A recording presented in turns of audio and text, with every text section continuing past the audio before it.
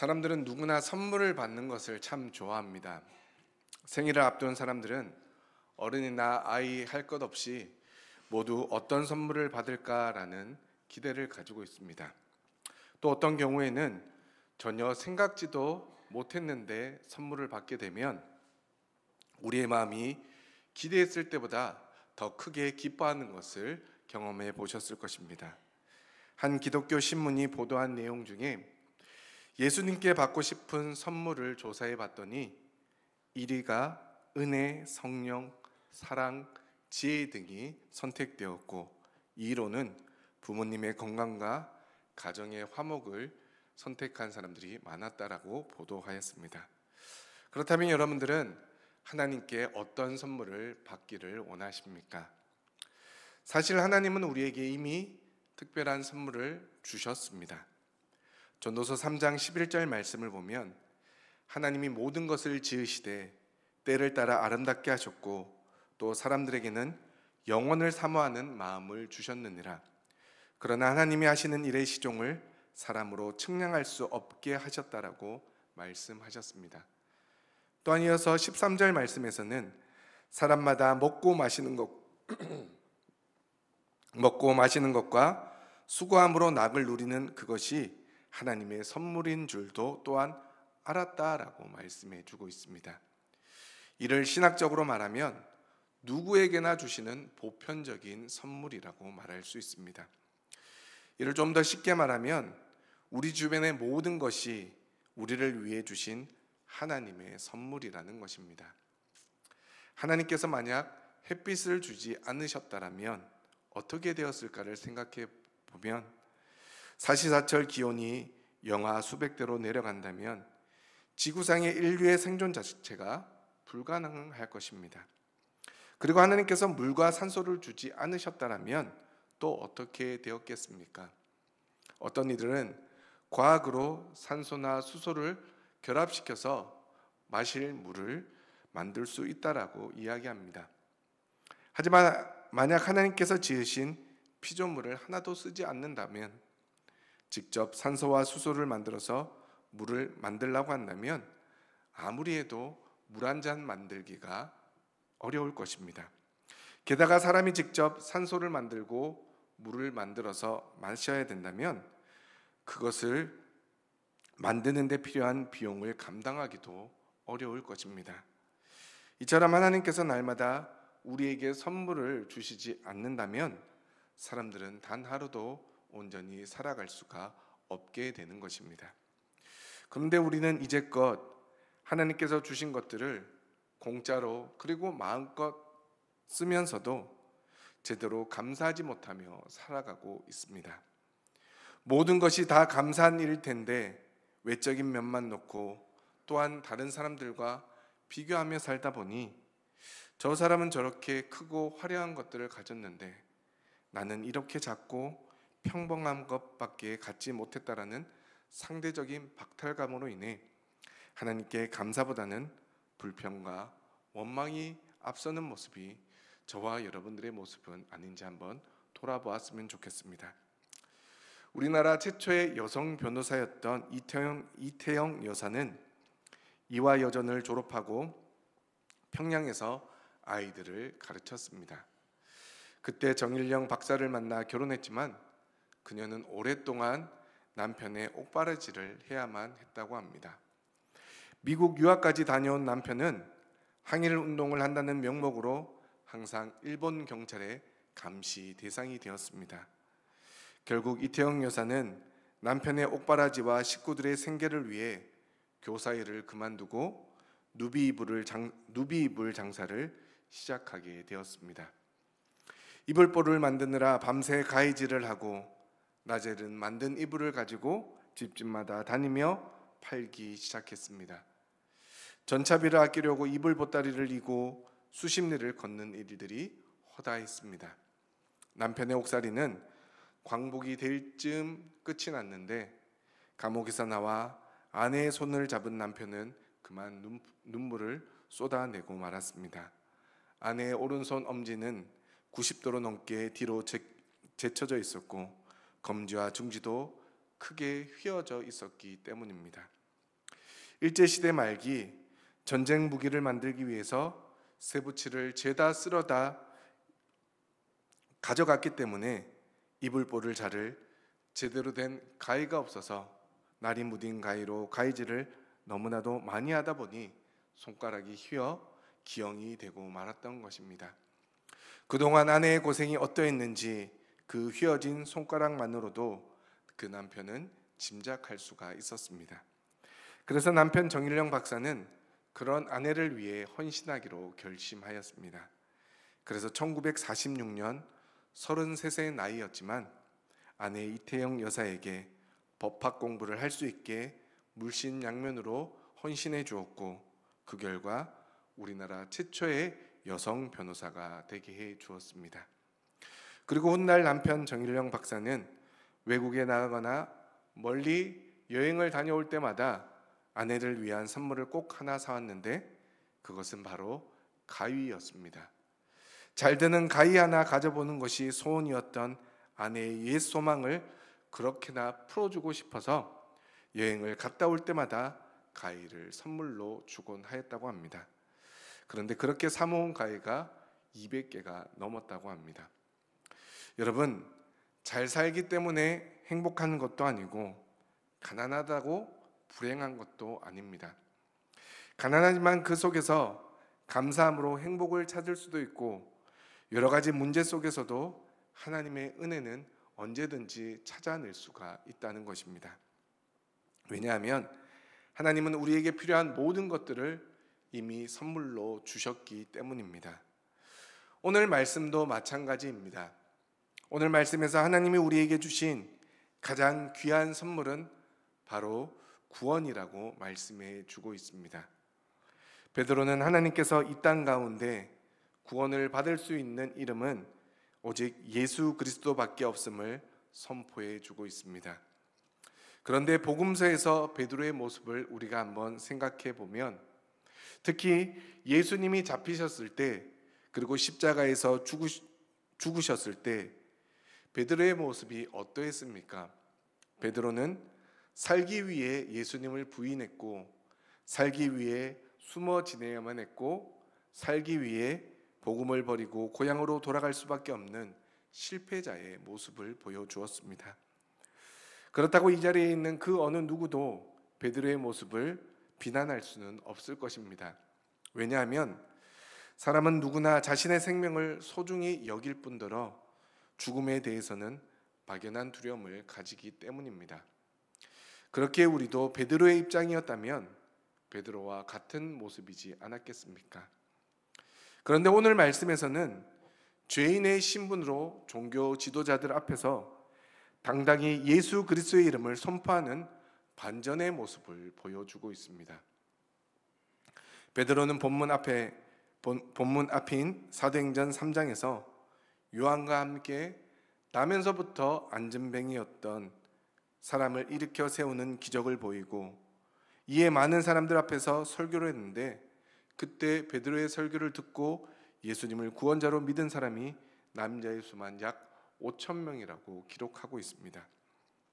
그리고 이 일로 인해 베드로와 요한은 종교자들에 의해서 감옥에 갇히게 되었다라고 말씀해 주고 있습니다.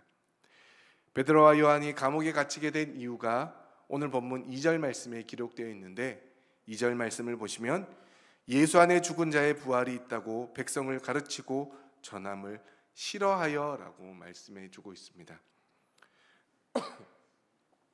여기에 기록된 싫어하다라는 원어의 뜻은 심히 화가 나서 어떻게 할 줄을 몰라 불안해하다라는 뜻을 가지고 있습니다. 이는 제사장들과 성전 맡은 자 그리고 사두개인들이 베드로와 요한을 잡아 가둔 일이 이성적이거나 합법적이었다기보다는 감정적이었고 이기적인 차원에서 이루어졌다는 것을 알 수가 있습니다. 이들이 싫어한 일은 두 가지인데, 첫째는 베드로와 요한이 백성들을 가르쳤다는 그 행위 때문이었고, 둘째는 가르침의 내용이 예수님의 부활과 관련이 있었다는 것 때문이었습니다. 원래 성전에서 회중에게 가르치는 일은 제사장들이 인정하는 랍비와 같은 종교 지도자들의 고유 권한에 속하는 일이었습니다. 따라서 그들은 베드로와 요한이 성전에서 가르치는 행위가 자신들의 고유 권한에 정면으로 대적하는 도전으로 받아들여 크게 화가 났던 것입니다. 그리고 그들은 예수님이 살아있을 당시에도 예수님이 자칭 메시아요 유대인의 왕이라고 하자 예수님을 십자가에 못 박아 죽였습니다. 그런데 예수님의 제자들이 예수님이 다시 살아났다라는 소문을 퍼뜨려 예수님이 진정한 메시아임을 계속해서 전하였고, 그로 인해 예수님을 죽인 자신들을 죄인으로 몰아가는 분위기가 되자 예수님의 제자들을 죽이고 싶을 정도로 미워했을 것입니다. 특히 사두개인들은 부활 신앙 자체를 인정하지 않았기 때문에 당시 종교 지도자들의 분노가 어떠했는지를 짐작해 볼 수가 있습니다. 그래서 종교 지도자들은 최대한 빨리 베드로와 요한을 잡아 그들에게 죄를 물어 심판하고자 했습니다. 그런데 오늘 본문 3절 말씀을 보시면 그들을 잡음에 날이 이미 저물었으므로 이튿날까지 가두었다라고 말씀하고 있습니다. 이들은 1분 1초라도 빨리 그들을 잡아서 그들의 죄를 물어 심판하고 그로 인하여 자신들의 결백을 주장하고 싶었을 것이지만 유대인의 간섭에 의하면 해가 진 후에는 재판을 할 수가 없었습니다. 돈에 관한 재판의 경우 그 재판이 해가 지기 전에 이미 시작이 되었다라면 저녁이 되어도 계속할 수가 있었지만 생명에 관한 재판은 저녁이 되기 전에 모든 것이 끝마쳐야만 했습니다. 따라서 종교 지도자들은 날이 이미 저물었기 때문에 어쩔 수 없이 그들을 옥에 가두어 날이 새기만을 기다려야만 했습니다. 그러므로 베드로와 요한은 복음을 전한 결과 감옥에 갇히는 수모를 겪어야만 했습니다. 그런데 앞서 말씀드렸다시피 복음서에 기록된 베드로의 모습이 어떠했습니까? 혹시 예수님 때문에 자신도 죽을까 봐 전전긍긍하며 예수님을 부인하고 숨어 지내던 사람이었습니다. 그런 베드로가 지금 예수님 때문에 종교 지도자들에게 붙잡혀 감옥에 갇히게 되었다라고 말씀합니다. 그러니 복음서에 기록된 베드로의 모습이었다면 베드로는 감옥에 갇혀서 크게 두려워하고 떨고 있었을 것이고, 날이 밝아 재판을 열릴 경우에는 살기 위해서 어떻게든 납작 엎드려 용서를 빌었을 것입니다. 그런데 오늘 말씀에서 베드로의 모습은 복음서에 기록된 예전의 베드로의 모습이 아니었습니다. 7절 말씀에서 종교 지도자들이 너희가 무슨 권세와 누구의 이름으로 이 일을 행하였느냐라고 질문을 합니다. 이 말은 단순한 신문처럼 보일 수 있지만 그 내용은 베드로와 요한을 기본적으로 무시하고 있음을 알 수가 있습니다. 여기에 기록된 너희가라는 말은 헬라어로 히메이스라는 단어를 사용하는데 이 말은 너희 같은 자들이라는 뜻을 가지고 있습니다. 따라서 대제사장들이 이미 베드로와 요한을 인격적으로 무시하며 그들이 행한 기적을 하찮은 것으로 여기고 있음을 이야기하고 있습니다. 이러한 모습은 누구의 이름이라는 말에도 나타나고 있는데 대제사장들은 신명기 13장에 기록된 하나님께서 거짓 선지자들이 일어나서 잘못된 예언을 하고 이적과 기사를 행해서 사람들을 미혹할 것이라고 하신 말씀에 근거하여 무슨 권세라는 말과 더불어 무슨 이름이란 이중적 표현을 사용하여 그들의 기적을 무시하고 있는 것입니다. 쉽게 말해 베드로와 요한이 행한 기적은 하나님의 이름에 근거한 것이 아니라 악한 영에 근거한 기적으로 매도한 것이라는 것입니다. 이러한 종교 지도자들의 의심은 이전에 예수님께서 행하신 기적에 대해서도 마찬가지였습니다. 예수님께서 귀신을 쫓아내자 그들은 예수님을 향해서 귀신의 왕인 바알세불의 힘을 힘입었다라고 예수님의 기적을 매도한 사실이 있었습니다. 실제로 초대교회 당시 많은 거짓 선지자들이 사람들을 현혹하는 일들이 많았습니다. 그런데 당시 종교 지도자들이 예수님과 예수님의 제자들이 행한 이적을 거짓 선지자들의 행위와 구별하지 못했던 것은 참으로 어리석은 일이 아닐 수 없습니다. 또한 그들은 진실을 밝혀내기보다 예수님에게 했던 것처럼 베드로와 요한에게 누명을 씌우는 일에만 급급했습니다. 왜냐하면 악한 영의 힘을 빌어 이런 일을 행했다라는 사실이 밝혀진다면 베드로와 요한을 예수님처럼 사형에 처할 수도 있었기 때문입니다. 이들은 그렇게 해서라도 예수님에 대한 모든 소문을 완전히 없애버리려 노력하였습니다. 이렇듯 완전히 무시받고 심지어 누명을 씌워서라도 자신들을 죽이려는 종교 지도자들 앞에서 베드로는 복음서에 기록된 모습과는 정반대의 모습을 보여주고 있는데, 우리 조금은 길지만 오늘 본문 8절로 10절까지의 말씀을 함께 읽어보도록 하겠습니다. 8절로 10절까지의 말씀을 함께 읽겠습니다. 시작.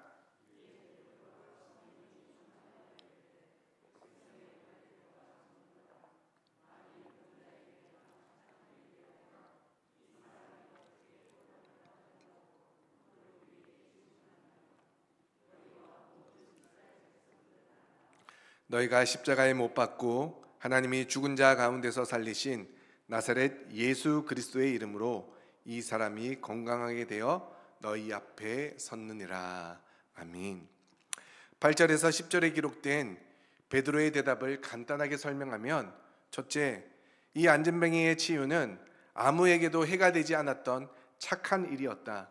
둘째, 예수 그리스도의 이름으로 안진뱅이는 걷게 되었다. 셋째, 유대인이 죽인, 즉 너희들이 죽인 예수님을 하나님이 살리셨다라는 것입니다.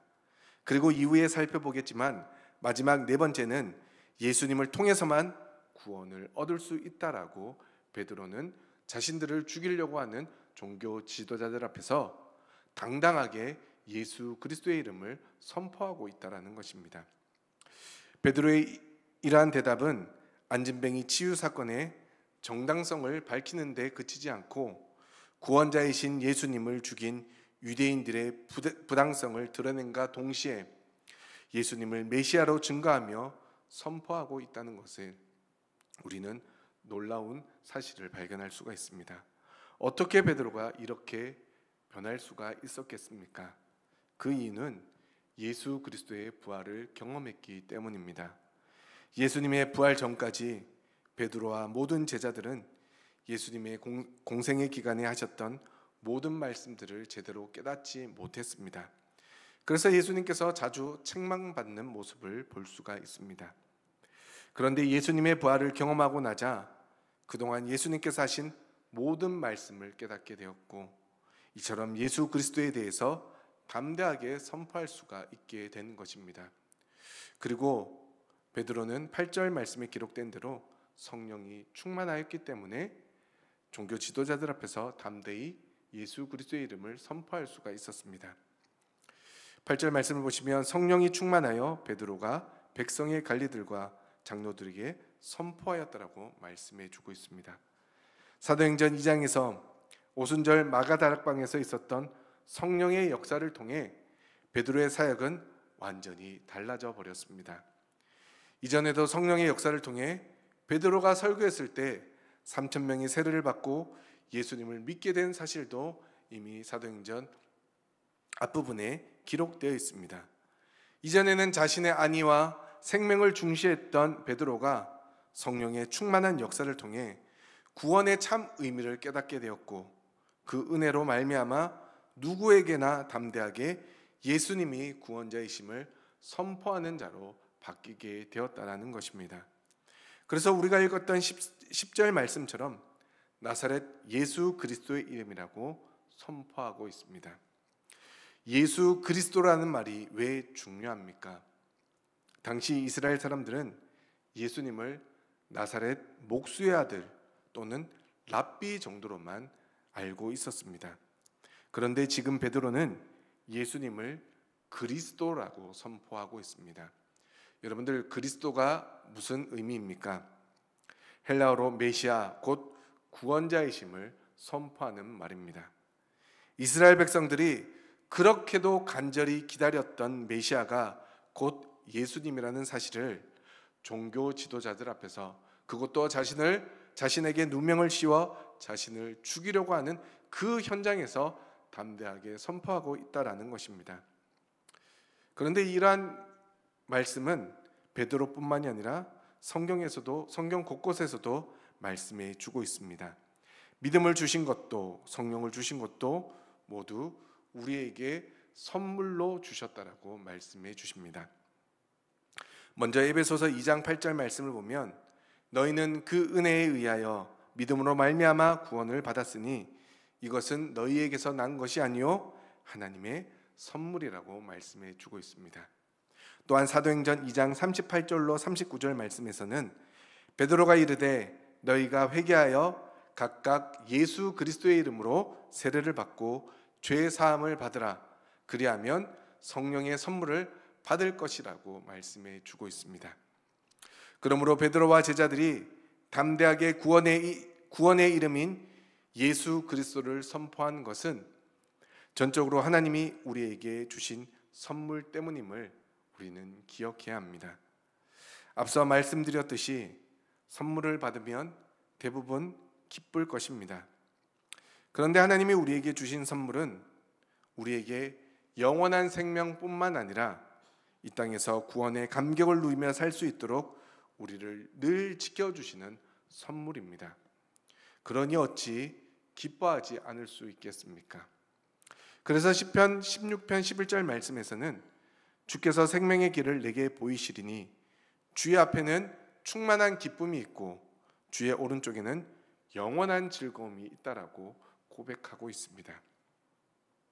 우리 끝으로 오늘 본문 12절 말씀을 함께 읽어보도록 하겠습니다. 12절 말씀을 함께 읽겠습니다. 시작.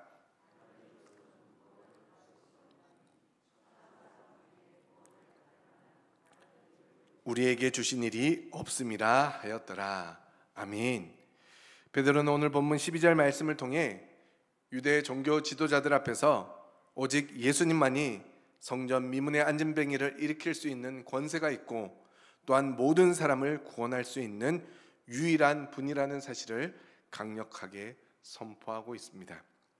특히 구원을 얻을 수 없다라는 말에서 없다라는 말은 현재 시제를 사용하고 있는 단어입니다.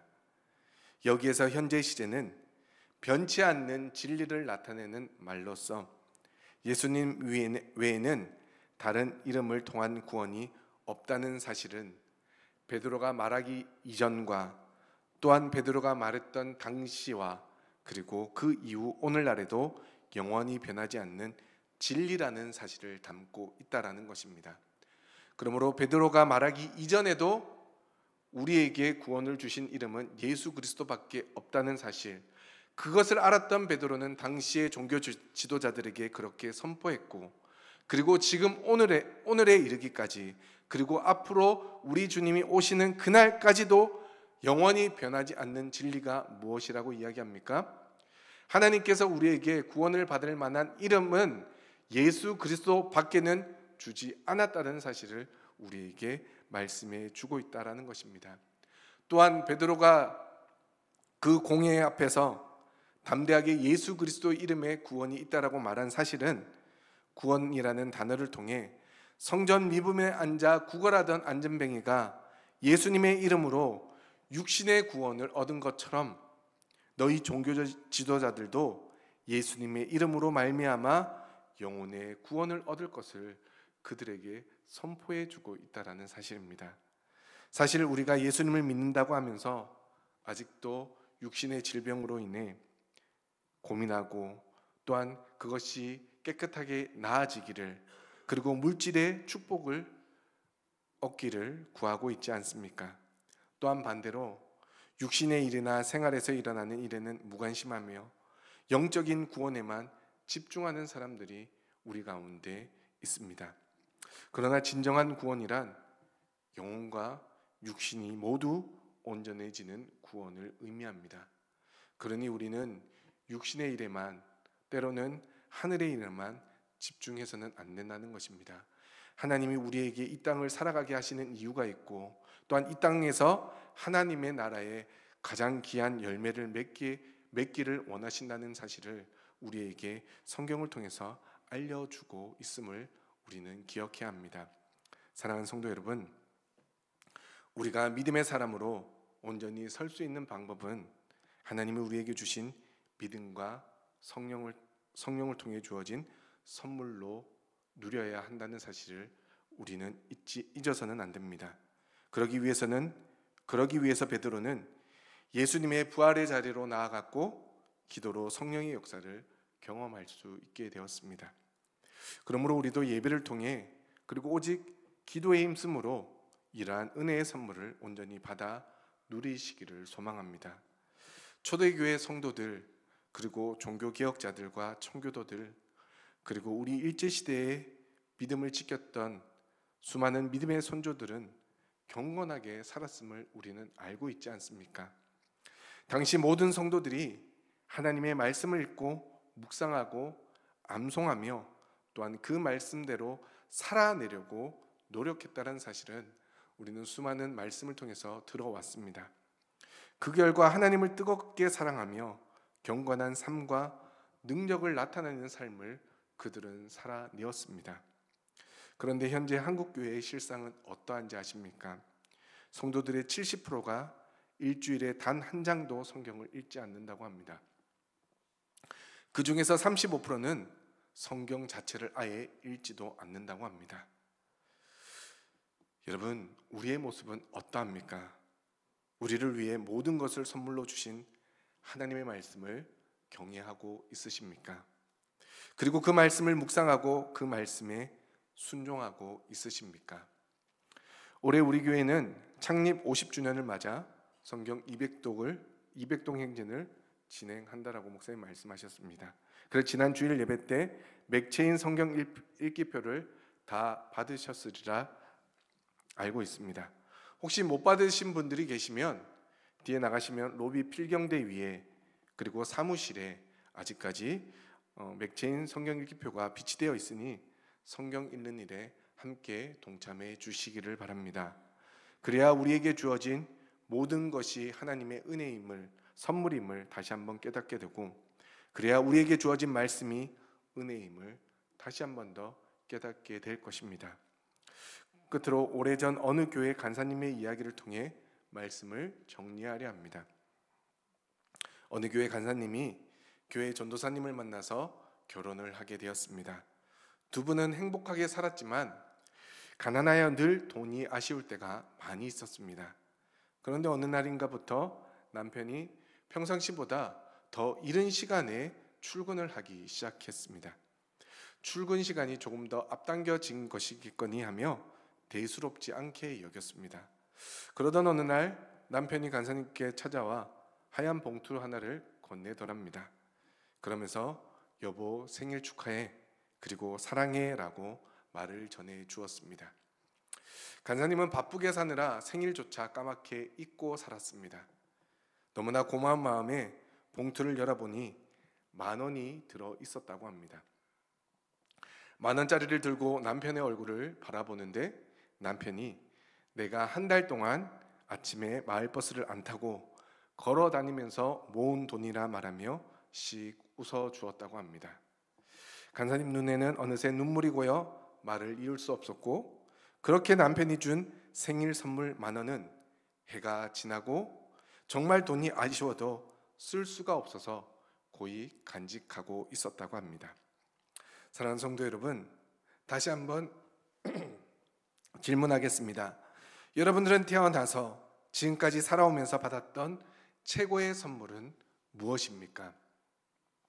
사실 오늘은 저희 첫째 딸의 생일입니다. 그래서 예배 후에 간단하게 생일 파티를 좀 해줘야 됩니다. 그런데 저희 딸이 저에게 생일 선물로 요구한 것이 한 가지가 있습니다. 무엇인지 아십니까?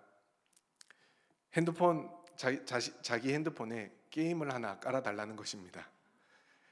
지금 저희 딸에게는 수많은 돈도 필요 없고 큰 선물도 필요 없고 오직 자신이 주말마다 즐길 수 있는 게임 하나면 된다는 것입니다. 돈도 안 들고 그냥 간단한 잠깐의 시간을 들여서 게임만 깔아주면 좋은 아빠가 될 수 있으니 얼마나 좋습니까? 저 위에서 듣고 있는데 어찌됐든 저희 딸에게는 게임 하나만 깔아주면 저는 2024년 저희 딸에게 좋은 선물을 해준 아빠가 될 수 있습니다. 그런데 그 만족감이 오래 갈까요? 전혀 그렇지 않습니다. 오늘 깔아주면 조금만 지나면 저한테 요구하는 것들이 더 늘어날 것입니다. 우리가 지금까지 살면서 받았던 최고의 선물이라 할지라도, 그리고 앞서 이야기 속에 간사님의 10,000원의 행복도 영원할 수는 없습니다. 하지만 오늘 베드로가 선포했고 성경에서 수없이 알려주고 있는 최고의 선물인 믿음과 구원은 영원히 변하지 않는 우리에게 최고의 선물입니다. 그것을 믿으십니까? 그렇다면 2024년 새해에도 우리에게는 여전히 하나님의 최고의 선물이 주어졌습니다. 그러니 날마다 하나님께 감사하며 살아가시기를 소망합니다.